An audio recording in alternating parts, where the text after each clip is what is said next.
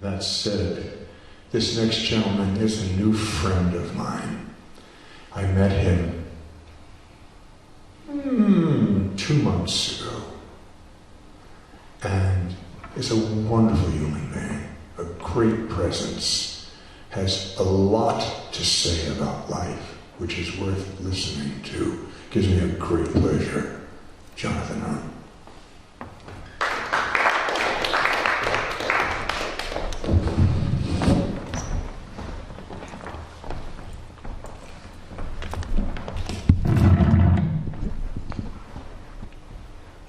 Hayden, thank you so much for that warm introduction. You deserve it, sir. You're a human being. I've been really having a good time here this evening to listen to the work that was displayed here. Some of it was very passionate and very moving. And I heard the theme of love bandied around. So with that, I'm going to give you the anti-love. And I read this one someplace else. It's called Ode to the Forbidden Fruit.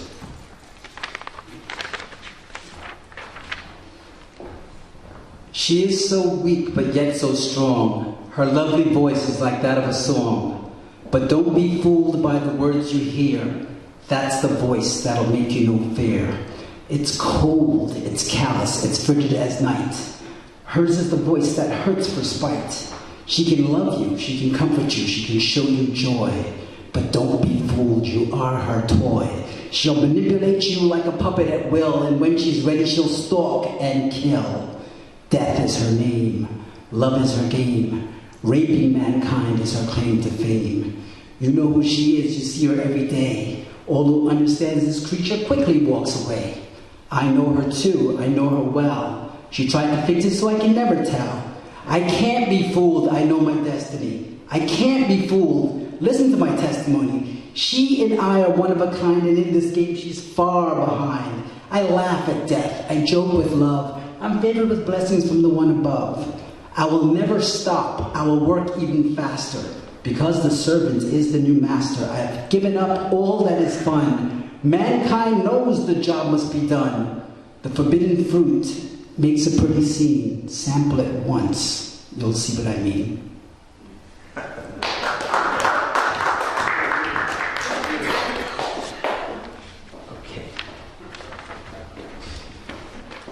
Okay. In the same vein, this next one is called The Rose Glasses. The weight of my rose glasses are too much to bear. It inhibits true happiness. It keeps me from seeing clear. The weight of my rose glasses is a burden I don't need. I should have taken them off before I planted the seed. The rose glasses are an example of all that glitters isn't gold. It infects like a pernicious virus when it takes hold. The rose glasses is an example of being blinded by lust, absorbed by the bliss of being with someone you can trust. Oh rose glasses, what have you done? The rawness of being devoured alive was certainly fun. Oh rose glasses, why did it have to be me? This cantankerous creature won't let me be free. The rose glasses will castrate you of your gregarious personality and render you helpless to a fictitious reality. The rose glasses will castrate you, and what's even worse, now your significant other carries your balls in her purse. The ubiquitous nature of the rose glasses is universal. It has been donned by most and served as a dress rehearsal. The ubiquitous nature of the rose glasses is common to one and all. And when the nuance of the relationship dissipates, the rose glasses will fall. Time impacts the rose glasses to your benefit, believe it or not. This is all about being blinded by love, just in case you forgot. Time impacts the rose glasses only in positive ways. With or without your rose glasses, ultimately you'll see better days. Good.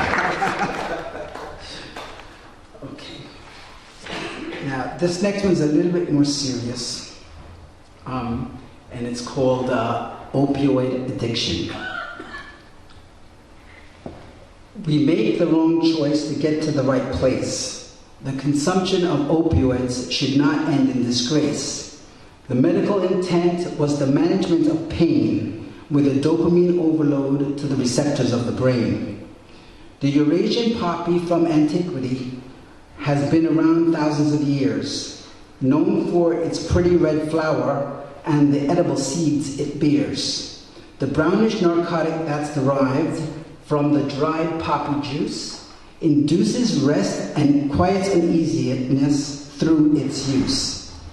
Characteristic of opiates, but not from the same source, synthetically produced opioids have been allowed to run its course.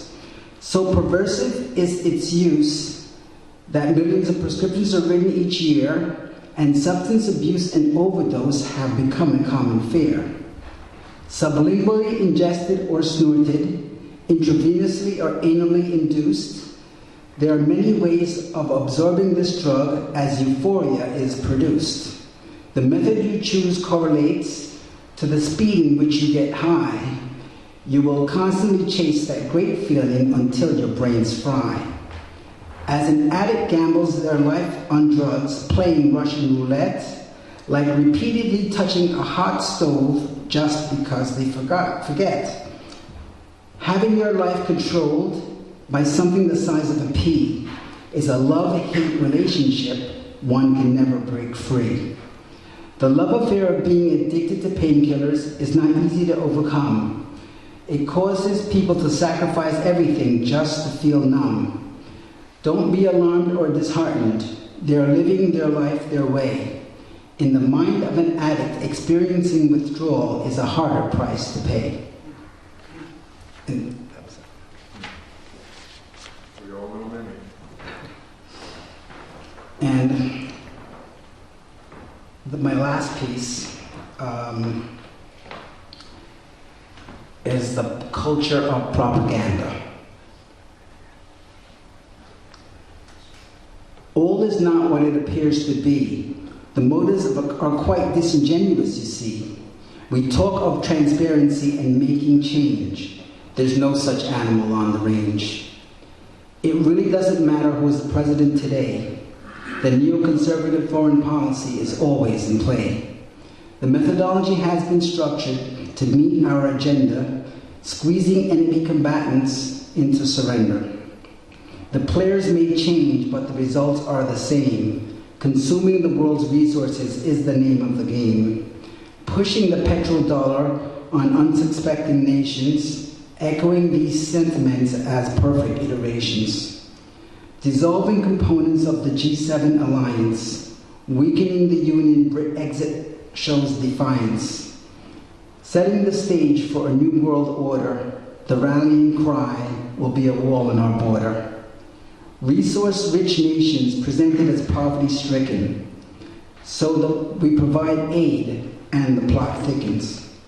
Individually, we are forced to support this trend. It ensures that our standard of living is high in the end.